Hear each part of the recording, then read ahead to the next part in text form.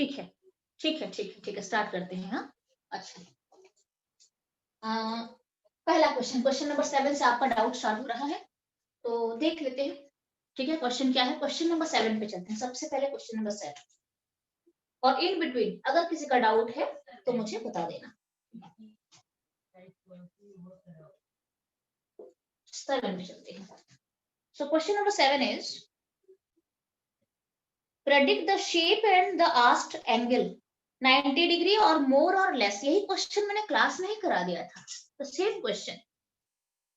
In the following case XCF2 and the angle FXCF का angle पूछा गया है, बॉन्ड एंगल का मेजरमेंट पूछा गया है, कितना है बॉन्ड एंगल। ठीक है, XC और वैसे भी ज़ेनॉन डाइफ्लोराइड का XCF2 का आपको शेप एंड स्ट्रक्चर भी मांगा गया है, साथ में बॉन्ड एंगल पूछा गया है ये। ठीक है, XCF, बाकी आपको कल मैंने सारे स्ट्रक्चर बता दिए थे, XCF2, XCF4, XCF6, XCO3, सब कुछ हो चुका था हमारा। ठीक है ना। XCF2 का शेप एंड स्ट्रक्चर कैसे डिसाइड होता है, सबसे पहले तो मैं इसका हाइब्रिडाइजेशन निकालती हूँ with the formula, basic formula से निकाल देते हैं। Half 8 + 2 I got 10/2, this is 5 and 5 का मतलब होता है sp3d। 5 is sp3d, 1 + 3 + 1 is 5।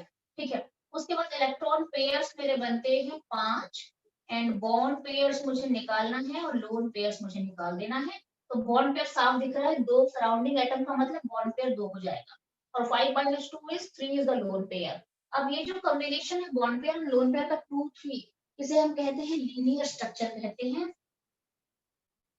Structure is linear now, and इसका जो बॉन्ड एंगल बिल्कुल अगर हम स्ट्रक्चर पूरा बनाने वाले हैं तो इस तरीके से ये बनेगा, एग्जैक्ट बनेगा, इस तरीके से स्ट्रक्चर बनने वाला है। और इनके बॉन्ड पेयर और बॉन्ड पेयर लोन पेयर के बीच इतना अच्छा एक अरेंजमेंट है कि बैलेंस करते हुए सब एक दूसरे को ऐसे इस तरीके से अरेंज हो जाते हैं, लीनियर स्ट्रक्चर से अरेंज हो जाते हैं कि यहाँ पे अभी मिनिमम रिपल्शन बन रहा है। दैट्स व्हाई द स्ट्रक्चर जो है वो बेसिकली पूरा एंगल है ना, पूरा यहाँ से लेके पूरा यहाँ तक जो एंगल है ये 180 डिग्री का है। क्लियर है ना? Okay, exact 180 degree perfectly linear structure है इसका। So this is the XCF2 angle. आपको पूछा गया है कि FXCF एंगल के बारे में पूछा गया है, दैट इज 180। क्लियर है? नेक्स्ट में चलते हैं, अभी क्वेश्चन नंबर 8 में चलते हैं, देखते हैं क्या है। Explain the following giving an appropriate reason। Reason किस तरह को एक्सप्लेन करना है। Structure of xenon fluorides cannot be explained by valence bond approach। अच्छा, हाँ ये कंसेप्चुअल क्वेश्चन है। तो structures of xenon fluoride cannot be explained by valence bond approach। अच्छा, क्वेश्चन नंबर 8 को यहाँ पे एक्सप्लेन कर देते हैं, फिर हम इसे करते हैं। अच्छा, 8 क्या कहता है कि xenon fluorides का मतलब है XCF2 हो सकता है, XCF4 हो सकता है, XCF6 हो सकता है, और भी इस तरीके से कंपाउंड जो भी बन रहा है, इसे हम वैलेंस बॉन्ड थ्योरी से एक्सप्लेन नहीं कर सकते हैं। What is the reason behind it. इससे पहले हमें ये देखना है कि what is valence bond theory. Valence bond theory ये है कि वैलेंस बॉन्ड थ्योरी ये कहता है कि जब दो एटम जुड़ते हैं, दोनों के half filled atomic orbital overlapping पे जाते हैं। This is by valence bond theory. What is valence bond theory? Valence bond theory is whenever two atoms combine to form a bond, then their half-filled atomic orbitals जुड़ते हैं और molecule formation हो जाता है। अच्छा, half-filled atomic orbital का मतलब होता है ऐसे ऑर्बिटल जहां पे सिंगल इलेक्ट्रॉन प्रेजेंट है, जैसे कि H2 जुड़ता है। कैसे हाइड्रोजन का 1s1 है और इस हाइड्रोजन का भी 1s1 है, इसके पास भी एक इलेक्ट्रॉन है और इसके पास भी एक इलेक्ट्रॉन है, ये दोनों ओवरलैपिंग पे जाएंगे, ये भी हाफ फिल ये भी हाफ फिल। और जो H2 बनेगा वो कैसे बनेगा, दो हाफ फिल कंबाइन करते हैं, ओवरलैपिंग पे जाते हैं और H2 मॉलिक्यूल बनाते हैं। ये है वैलेंस बॉन्ड थ्योरी। आप कहीं पे भी ले लो, आप कोई कहीं पे ये फैक्ट बनता है और इसके बाद एक हाइब्रिडेशन चलता है जहां पे कि सारे मिलकर हाइब्रिडाइज्ड ऑर्बिटल बनाते हैं। यहाँ पे मैं इसलिए एक्सप्लेन नहीं कर पाऊंगी क्योंकि xenon इज कंप्लीटली फिल्ड, इसका आउटर शेल में कंप्लीट इलेक्ट्रॉन है, कंप्लीट कॉन्फ़िगरेशन है। यहाँ पे सारे ऑर्बिटल फुली फिल्ड है ज़ेनॉन के। तो ज़ेनॉन के केस में हाफ फिल्ड इलेक्ट्रॉनिक ऑर्बिटल निकालना बहुत मुश्किल है। ऐसा भी नहीं है कि ज़ेनॉन के एक्स्ट्रा और एक आउटर शेल पड़ा है जो खाली पड़ा है और जिसमें यहाँ इसके इलेक्ट्रॉन जंप कर जाएंगे, वो भी नहीं हो सकता। इसके ज़ेनॉन का कंप्लीट जो कॉन्फ़िगरेशन है पूरे फील्ड है, कैप्चर्ड है with electrons completely, 2 electrons in 1 orbital. तो इसके पास half filled, non availability of half filled atomic orbital, इसका आंसर क्या है?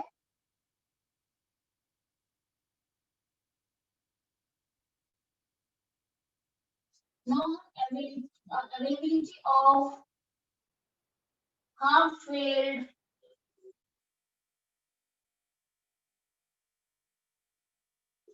orbitals in xenon. Non-availability of half-filled atomic orbitals in xenon as it is completely filled, being a noble gas. As it is completely filled, being a noble gas, इसके पास half-filled atomic orbital नहीं है तो फिर मैं valence bond theory को इसके लिए apply नहीं कर पाऊंगी। सिंपल। 8 के बाद चलते हैं 11 में चलते हैं। ठीक है, 11 में चलते हैं, इसको मैं रब करने जा रही हूँ। अच्छा, एक बार 11 पढ़ लेते हैं, क्वेश्चन क्या है आप लोग भी देख लो। Helium forms no real chemical compound. Why? Helium forms no real chemical compound due to small size, due to high आपका ionization enthalpy and high positive electron gain enthalpy. It is not possible for helium to form compounds. ये chemical compound क्यों नहीं बनाता है, पूछा गया है। तो what is the reason, क्यों नहीं बनाता है helium? सबसे ऊपर हीलियम में थोड़ा ये भी लिख देते हैं हम।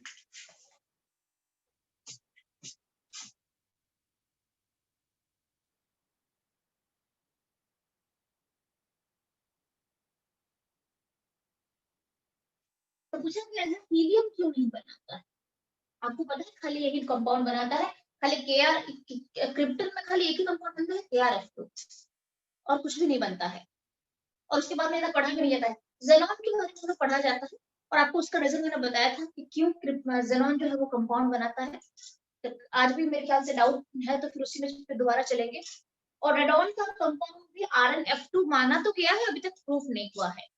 और हीलियम सबसे ऊपर है, चांस नहीं कि हीलियम कंपाउंड बना दे। क्यों नहीं बना सकता है?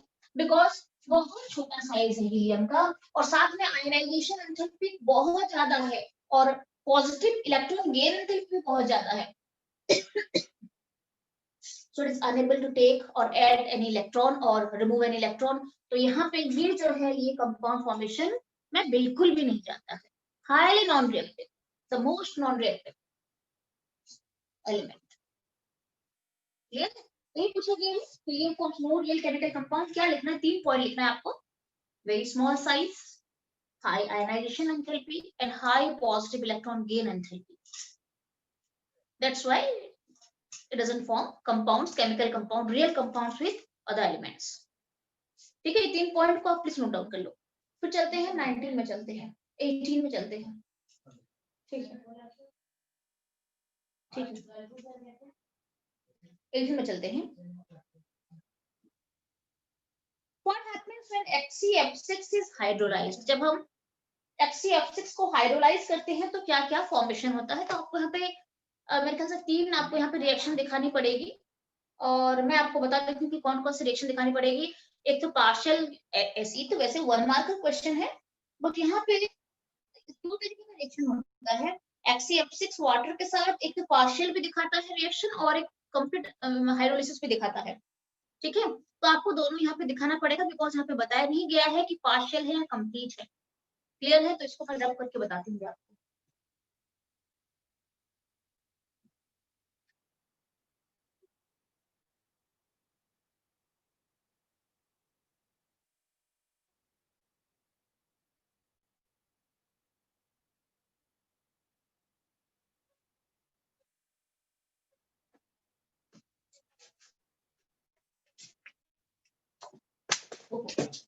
एक ठीक, इसको मैं रब करती हूँ।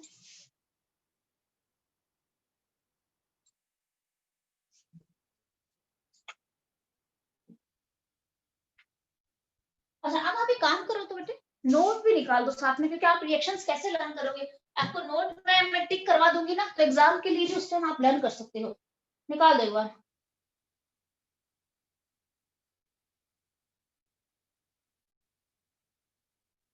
ठीक है, तो मुझे क्वेश्चन क्या था, कौन सा, ये 18 है क्वेश्चन नंबर।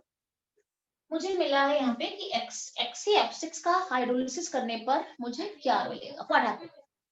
अच्छा, तो अब हम चलते हैं XCF6। अच्छा, यहाँ मुझे बताया नहीं गया कि पार्शियल है या आई मीन कंप्लीट है, आप तीनों दिखा दो, कोई प्रॉब्लम नहीं है। एक तो ये H2 का रिएक्शन दिखाता है, दूसरा 2H2O के साथ, और तीसरा 3H2O के साथ। यहाँ पे ये बनाता है XCO4 बनाता है, यहाँ पे बनाता है XCO2 F2 बनाता है, और यहाँ पे ये XCO3 बनाता है।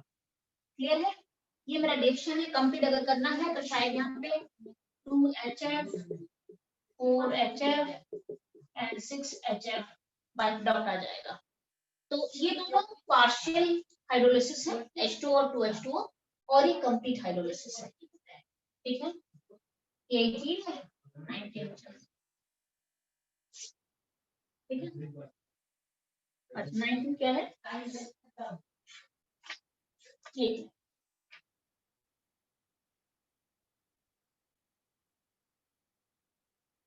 the majority of known noble gas compounds are those of xenon coil, आपको बताया था, तो इसको मैंने रब कर लिया क्या।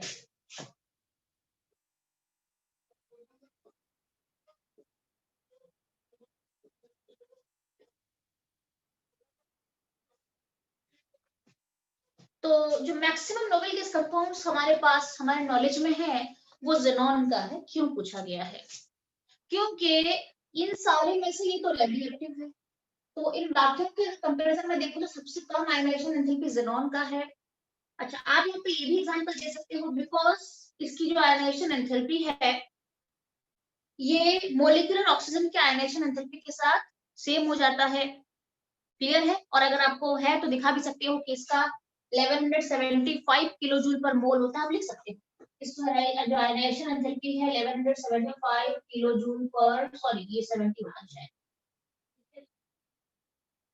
होता है। ठीक है, तो and that's why having I mean less ionisation enthalpy than other group elements, ये कंपाउंड बनाने के लिए रेडी हो जाता है। क्लियर, ओके, और लार्ज साइज का भी है तो ये कंपाउंड बना सकता है। ठीक है, जेनॉन का वो वाला कंसेप्ट है, मैं फिर भी आपको अभी इसका जो वर्ड्स वाला बताती हूँ कि किस तरीके से आप इसको पूरा अगर लिखना है। Reason I think that is the reason, हाँ the same thing here it is written also. xenon is least annihilation enthalpy, आपको पता है least annihilation enthalpy among the group elements, सबसे लीस्ट बनेगा, ऊपर से नीचे तक annihilation enthalpy घट जाती है, तो इसका सबसे लीस्ट है। अच्छा, does it forms chemical compounds with fluorine and oxygen, तो ये क्या करता है, कंपाउंड तो बनाता है, बट कंपाउंड बनाने का रेस्ट्रिक्शन किसके साथ है, ओनली ऑक्सीजन और फ्लोरीन के साथ ही कंपाउंड बनाता है, because both of them are highly electronegative and highly reactive, तो उनके साथ ये कंपाउंड बना सकता है, और इसका एंथैल्पी थोड़ा सा घटा हुआ है तो ये कंपाउंड बनाता है। क्लियर है, ओके। तो नेट अगर मैं आपको बताऊं तो क्या लिखना है कि पूरे ग्रुप में इसकी सबसे, ये तो रेडियोएक्टिव कंपाउंड वो रेडिएट करता रहता है, उसके बारे में पढ़ा नहीं जाता है। पूरे ग्रुप में इसकी सबसे कम आयनाइजेशन एंथैल्पी है। क्लियर है, और बाकियों से थोड़ा सा रिएक्टिव है, और ये हाईली इलेक्ट्रोनेगेटिव एटम जो है ऑक्सीजन और क्लोरीन के साथ ये कंपाउंड बनाने के लिए रेडी होता है, कंपाउंड फॉर्मेशन करता है। ठीक है, क्लियर है, ओके, आगे बढ़ते हैं। फिर 19 डन है, xenon form chemical compound। 19 जो क्वेश्चन है, xenon form real compound with fluorine and oxygen, fluorine के साथ एंड ऑक्सीजन के साथ वो कंपाउंड फॉर्मेशन करता है due to least ionization enthalpy in their in I mean due to list ionization enthalpy MO its group elements. Simple. Clear है? Xenon forms real compounds with fluorine and oxygen due to least ionization enthalpy among its group element. अच्छा, यहाँ पे और एक question भी आता है, आगे है शायद, मेरे ख्याल से है, ये क्वेश्चन भी आया है, इन दोनों के साथ ही क्यों कंपाउंड बनाता है, ये भी क्वेश्चन है।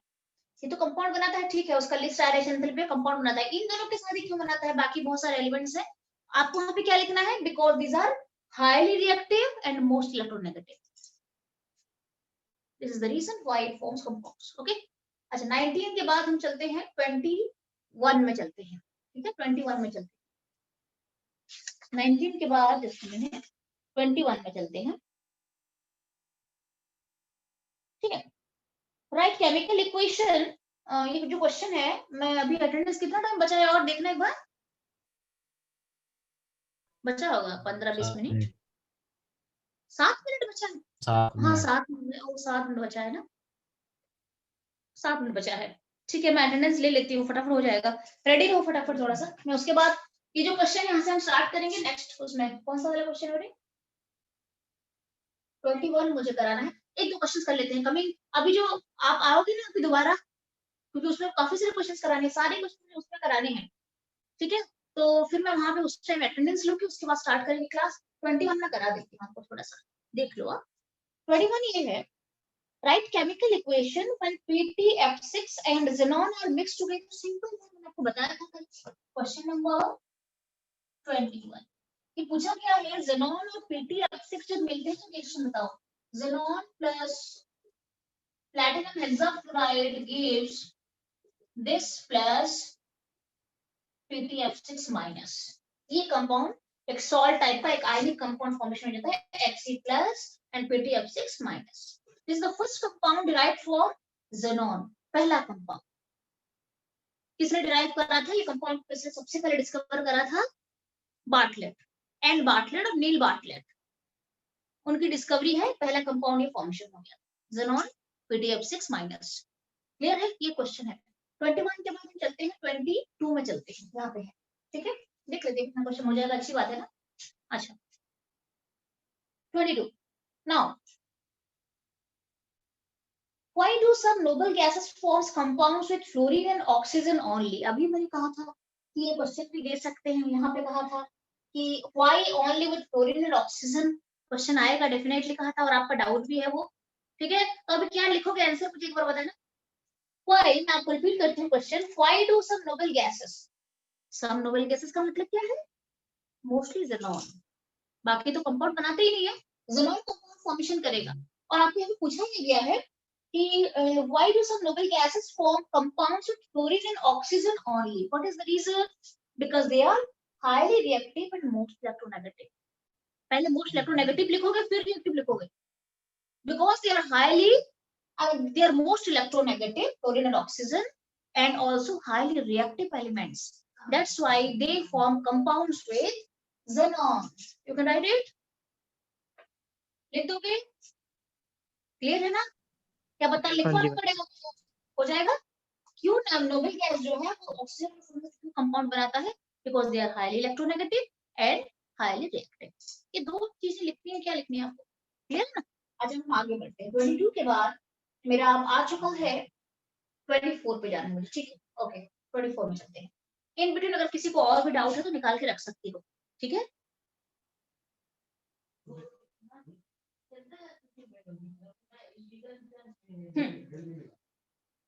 और जितने हाफ रिएक्शंस हैं, जैसे 23 में एक हाफ रिएक्शंस वाला क्वेश्चन है, आप एक काम करना, नोट्स में सब कुछ हाफ रिएक्शंस मैंने दे रखे हैं, उसको एक बार लर्न कर लेना रिगार्डिंग, यहाँ पे क्वेश्चन देख लेना और उसको वहां पे ढूंढ के लिख देना कॉपी में, ठीक है। अच्छा क्वेश्चन 24 है ना, 24 कहाँ है ये वाला, हाँ ठीक है,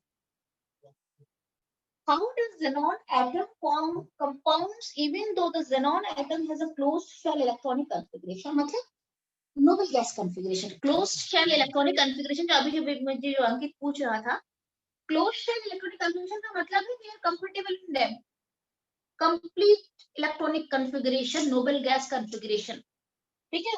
तो यहाँ पे क्वेश्चन ये है, how does xenon atom form compounds even though the xenon atom has a closed shell electronic configuration, xenon में कंप्लीट कॉन्फ़िगरेशन होते हुए भी ज़ेनॉन कंपाउंड फॉर्मेशन क्यों करता है? क्वेश्चन मेरा ये है।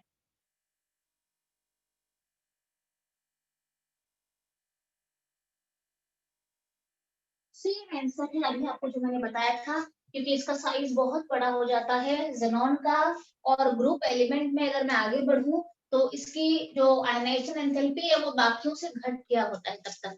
ज़ेनॉन तक पहुँचते-पहुँचते आयनाइजेशन एंथैल्पी कम हो जाता है और ज़ेनॉन का साइज भी बहुत बड़ा है, तो दैट्स व्हाई वो कंपाउंड फॉर्मेशन कर सकता है, और दैट टू कंपाउंड फॉर्मेशन करता है। इसी क्वेश्चन है क्वेश्चन नंबर 90। और दैट टू जो कंपाउंड फॉर्मेशन करता है खाली फ्लोरीन और ऑक्सीजन के साथ ही कंपाउंड फॉर्मेशन करता है।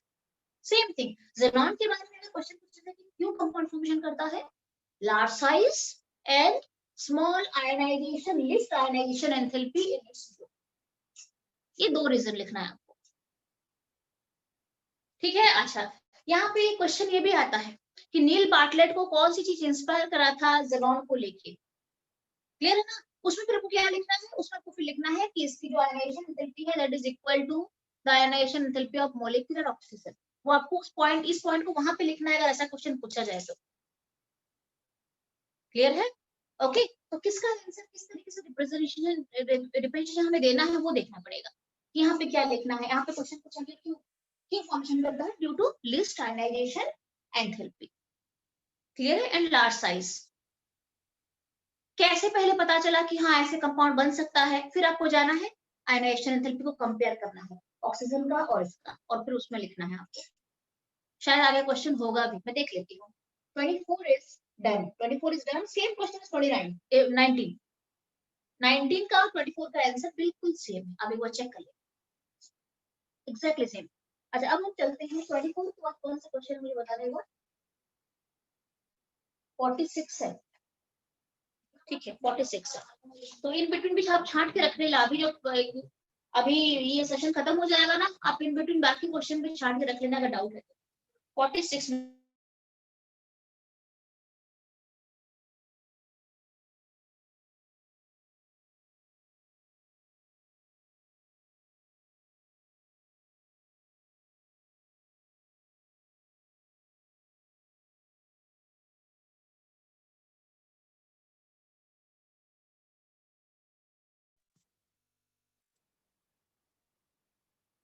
क्या हो गया, ये थोड़ी बहुत हमें नेटवर्क का प्रॉब्लम दिखा दिया क्या? ठीक है ठीक है, आ गया है, आप कोई बात नहीं। 46 में चलते हैं। 46 कोई पार्ट है? अच्छा वन पार्ट है, ठीक है। Bond angle in NH4 plus is higher than that of NH3, ठीक है। बॉन्ड एंगल इन NH4 होना चाहिए आपको ग्रुप 15 का, मैं करा देती हूँ।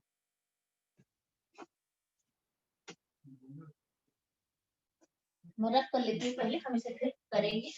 एंड आई थिंक आपको कितना क्वेश्चन बचा है और अच्छा मैं आपको और एक बात बोल रही हूँ बच्चे, in between starting from 24 to 46 के बीच में कोई डाउट है तो मुझे पूछ लेना, आई फटाफट चेक कर लेना।